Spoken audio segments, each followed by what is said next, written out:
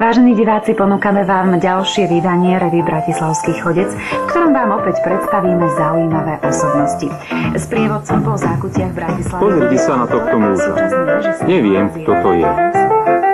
Nejaký bratislavský chodec.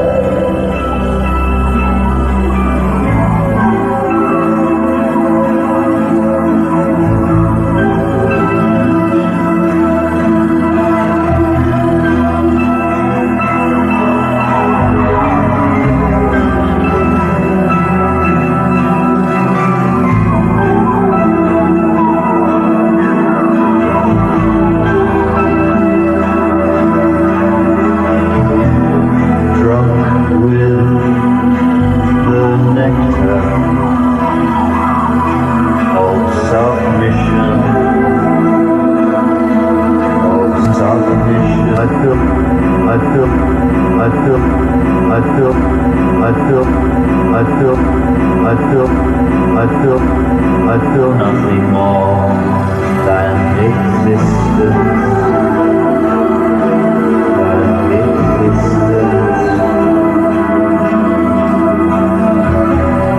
Loneliness that will not come on.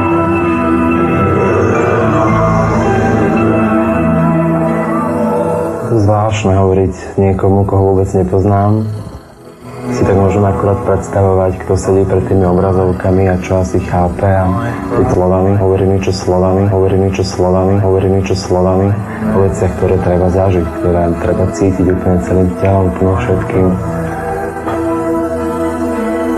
Zažil som také veci, že som bol na praxi také tajné, to bol zážitkový pobyt na psychiatrii, kde som bol ako pacient, kde v podstate nikto nevedel, že som tam na praxi. No a som sa zaoberal mnohými vecami, ale hlavným bodom toho všetkého bol človek. To sa odzrkadlo možno aj v tých fotkách, keď robím všetko, ale potrebujem veľa priestoru na vyjadrenie svojich pocitov, svojho života. Robím hudbu, píšem. Takisto prišla potom chvíľa, ako u každého človeka, že čím sa budem živiť. Tú školu som študoval možno len preto, aby som sa niečo viacej dozvedel. Ale fotka sa stala pre mňa tým, že som spojil úplne svoju zábavu a svoju radosť v tomto svete. Začal som tak, že som ušiel na prázdniny z Bratislavy, zarobil som si v nemeckú obchodnom dome na fotoaparát a fotil som. No, tie veci boli dobré, ako nemyslím si, že až taká dôležitá vec ako propaganda alebo kontakty, ale jednoducho sa mi stalo to, že fotky videli v zahraničí, kde bol na nich taký pozitívny ohlas, že som sa rozhodol potom z rôznych okolností tam odísť a som pôsobil, respektíve pôsobím stále v Paríži. Pracoval som v Londýne, v Miláne, teraz odchádzam pravdepodobne do New Yorku. No a samozrejme, keď som v Bratislave, budem robiť do Viedne.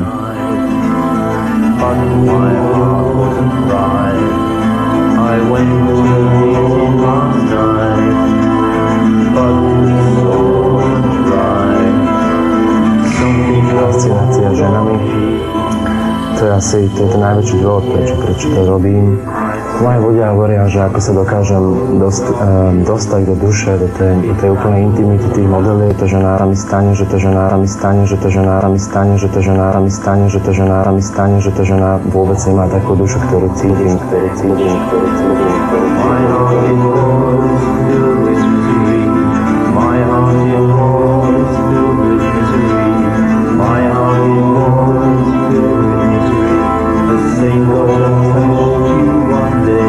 Sám ich malujem, sám ich líčim, sám im robím celý styling a aj cez všetky tie fotografické techniky, ktoré používam to, aby sa v nich našlo to čaro, ktoré v sebe skrývajú. Tí ženy vôbec nemusia byť nejak všeobecne krásne, keď na prvý pohľad na tých fotkách môžu tak vyzerať. Oni sú skorej tá duša z nich musí výjsť. A to je tá úloha, ktorú by mal mať dobrý fotograf.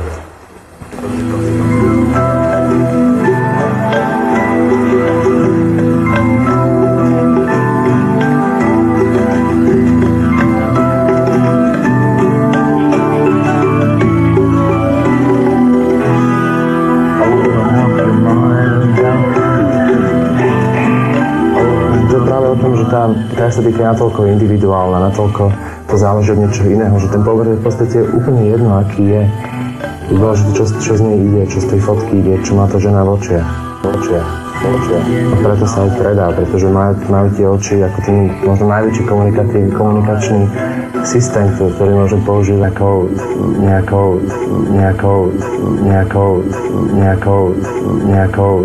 nejakou zámienkou niečo neskutočného, čo nikdy nemohli dosiahnuť, alebo práve preto, že aj oni tú čistotu v sebe majú.